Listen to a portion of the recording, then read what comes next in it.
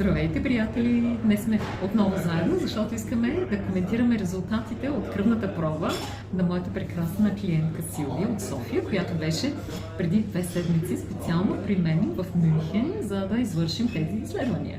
И сега резултатите са на лице. Обръщам листа и ще коментирам всеки параметр по-отделно. В най-горният сектор виждаме общия баланс между омега-6 и омега-3. Сега да видим какво тук се получава. Фактът е, че при моята пациентка има огромен дисбаланс. Както виждате, тук са 74 молекули от омега-6 масните киселини и само една молекула от омега-3 масни киселини. Аз съм написала горе как трябва да изглежда. Ние трябва да имаме един баланс 3:1.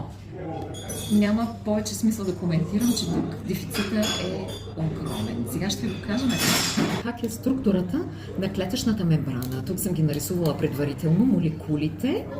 Клетъчната мембрана е изградена от такава редица молекули, които продължават, ето така се получава. Това ако е клетката, тук получаваме една верига, като на перлино кърданче, така да го изразим. На лице трябва да е следната структура. Една молекула омега-3, една, две, три молекула омега-6 и пак една 3, пак молекули омега-6 и така нататък. Някой път може да са само 2 молекули омега-6 и пак една 3.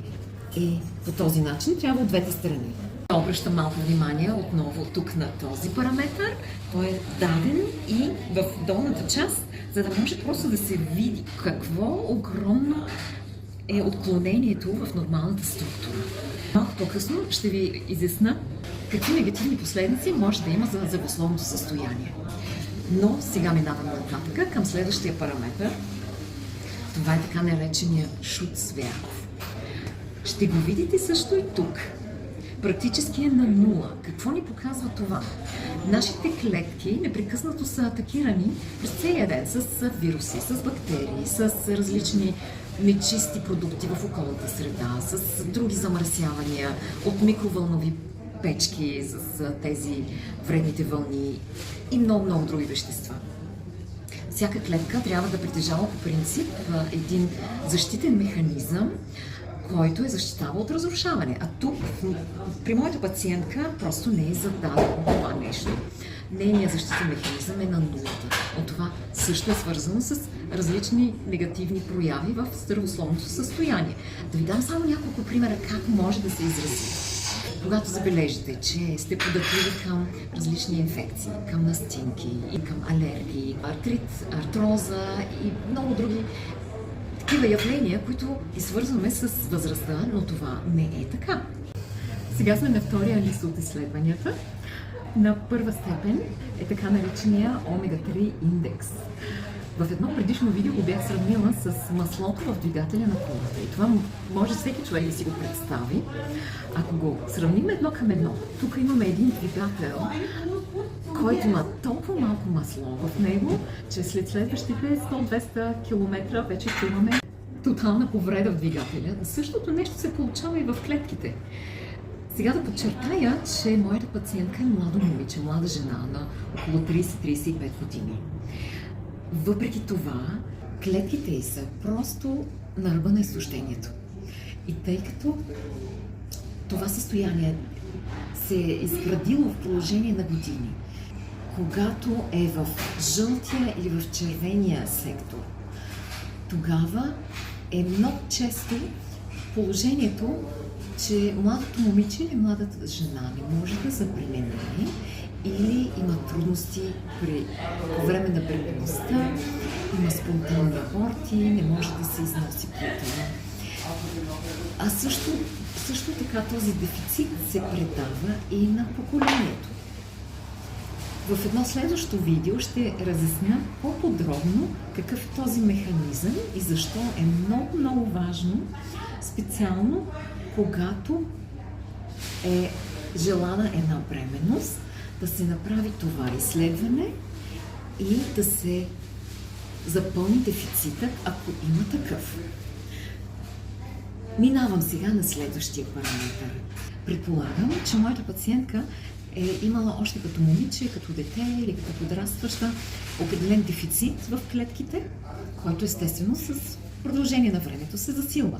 Особено за млади момичета, които са прекарали бременност, са кърмили, тогава намираме този параметър обикновено доста долу. Този параметър ни дава заключение за функционалната способност на мозъчните клетки. Младият организъм компенсира много натоварвания преди да се получат определени болести.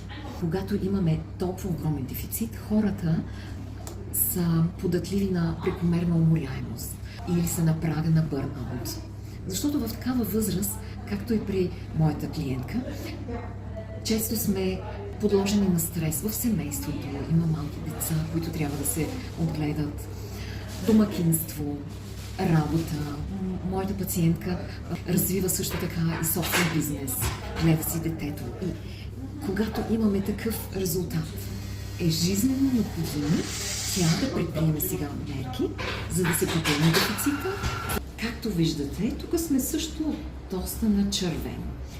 Преминавам към следващия параметър. Ще го обясня по-подробно на базата на няколко примера. Какво показва този параметър?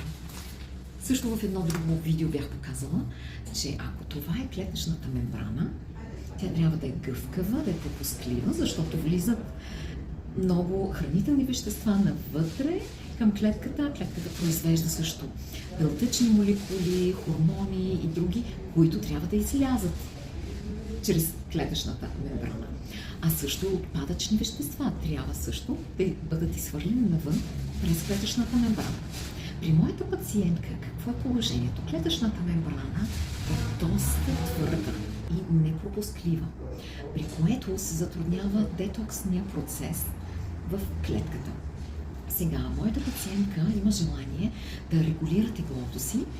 Това нещо много ще се подпомогне, ако успеем да организираме стената на клетката пак по този начин да е гъвкава, подвижна, за да може клетките да изхвърлят по-лесно, по-добре отпадъчните вещества. Да ви покажа пак тук, при такъв резултат човек може да отслабне, но с огромни усилия, и мога да ви кажа, че ако не се регулира този резултат в посока към зеления сектор, дори пациентката да отслабне, това ще е за сметка на здравословното и състояние. Защо? Да обърна пак внимание към този резултат. Сега, като вземем предвид двата резултата, тук имаме твърда мембрана. Въпреки това, с огромни усилия отслабваме, изгаряме мазнини. Между другите мазнини се изгарят и омега-3, които така или иначе са в недоимък, те са в огромен дефицит. Чрез отслабването ще изгори пациентката и голяма част от така или недостатъчните омега-3. И в този момент може да се получи едно сриване на цялата система, така че пациентката да получи сериозни здравословни проблеми. Затова, когато искаме да регулираме тегло, първо ние подсигуряваме клетките, клетъчните мембрани с необходимите масни киселини, които да изградят отново мембраната, да стане тя подвижна, гъвкава, пропусклива, и тогава отслабването вече е съвсем лесно изпълнимо. И последния параметър, на който искам да обърна внимание, така наречената арахидонова киселина. Тя е представител на масните киселини от омега-6. В този случай имаме по-голямо количество от нея, отколкото е необходимо. Арахидоновата киселина подтиква организма към възпалителни процеси. Те са някой път необходими, когато се борим, например, с вируси, когато имаме някаква рана, която трябва да заздравее. В този случай, в целия организъм имаме така наречените подмолни възпалителни процеси, например целулит. Това е един тих възпалителен процес. И такива възпалителни процеси се подклаждат още повече от арахидоновата киселина. Моята пациентка ще получи от мен много подробно направление, какви хранителни продукти трябва да консумира или трябва да избягва, за да може това нещо да се коригира. сега достигнахме до последният лист. Ще обърнем внимание на отделните масни киселини. Най-горе са наситените масни киселини. Няма да се спирам на тях, защото те са в нормата, както ги виждам. Омега-9, тя също е почти в нормата. Тук са представителите на омега-6 масните киселини. На тях ще се спрем малко по-подробно. При моята пациентка те са почти в нормата, с изключение на споменатата арахидонова киселина. За какво говори това нещо? Клиентката ми приема или е приемала висококачествени други добавки. Ще ви покажа една абсолютно огромен дефицит на една от омега-3 масните киселини, така наречена ПА. Тя е при моята пациентка е в минус 95%. Това означава, че пациентката не съдържа почти никакво количество от тази страшно важна омега-3 масна киселина в клетъчната им мембрана. И това е основната причина да имаме този много нисък резултат на омега-3 масните киселини. Аз ще посъветвам също индивидуално какви мерки спешно трябва да предприемем, за да може да се попълни дефицитът на ЕПА. Ако се спомняте, при пациентката беше параметърът, който показва колко е добра физиологичната способност на мозъчните клетки. Този параметър беше на много ниско ниво. И ето го отговорът, защо е на такова ниско ниво. Ние имаме на лице при нея един изключителен дефицит на ДХА, която е много необходима в мозъчните клетки. Малко да допълня нещо. Ако сте чували, че се препоръчва на бременни жени, на жени кърмачки или на момичета, които искат да се бременеят, на тях стрикно се препоръчва да се направи това изследване, за да се установи има ли дефицит в тялото на майката или на бъдещата майка, тъй като зародишът и бебето се нуждаят жизнено много от тази киселина, от ДХА, за да може да се изгради мозъкът на бъдещото дете или на развиващото се бебе. Така, приятели, благодаря много за вниманието. В следващото видео ще разкажа по-подробно как ще коригираме тези дефицити в организма на моите клиенти по най-добър начин, по най-смислен начин, така че следващите тестове да бъдат на зелено. И така че след известно време, не мога да кажа след колко време, моите пациенти да са здрави, жизнени и пълни с енергия.